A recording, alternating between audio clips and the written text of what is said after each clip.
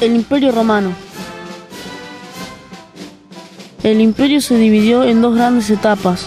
La primera, denominada Principado, se extendió desde el 27 a.C. hasta 270 después de Cristo.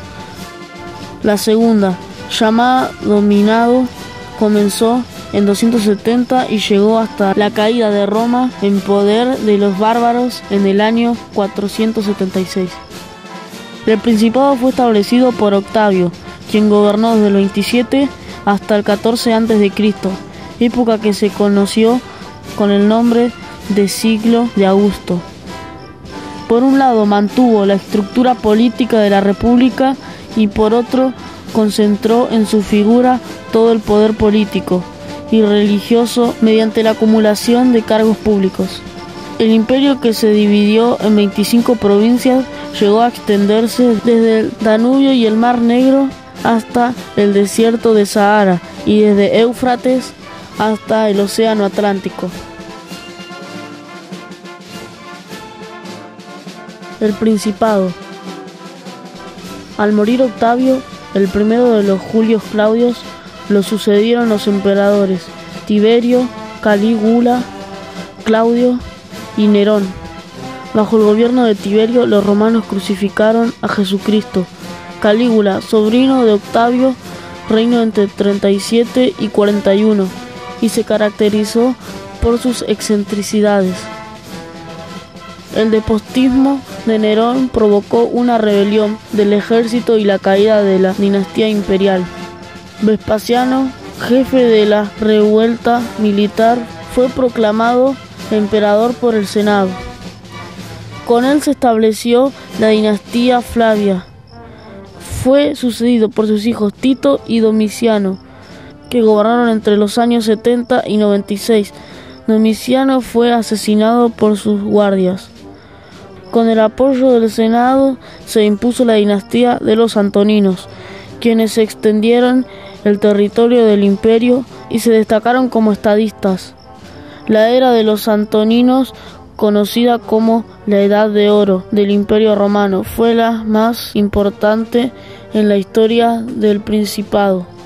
Ocuparon el trono imperial y soberanos cultos, justos y virtuosos, como Nerva, Trajano, Adriano, Antonino Pío, Marco Aurelio y Cómodo, con quien comenzó la crisis política que se prolongó durante todo el siglo III, con la dinastía siguiente, la de los Severos, entre los años 193 y 235. El imperio se debilitó. Dominado y decadencia. Después de la muerte de Alejandro Severo, el último de los Antoninos, Roma se precipitó en el caos. Hubo enfrentamientos entre grupos de militares rivales. Las tropas nombraban y destituían emperadores. En 270 se impuso la dinastía de los emperadores ilirios, que eran generales destacados que expulsaron a los bárbaros y desarrollaron además una excelente tarea administrativa. Los historiadores llamaron dominado a este régimen. Uno de estos monarcas, Diocleciano, introdujo amplias reformas en el sistema institucional. Convencido de que el territorio romano era excesivamente extenso, dividió al imperio en un sector oriental y otro occidental. Al frente de cada una de las dos regiones colocó un gobernante que se denominó Augusto. Este se mantenía 20 años en el poder y era reemplazado por su segundo, que fue designado César.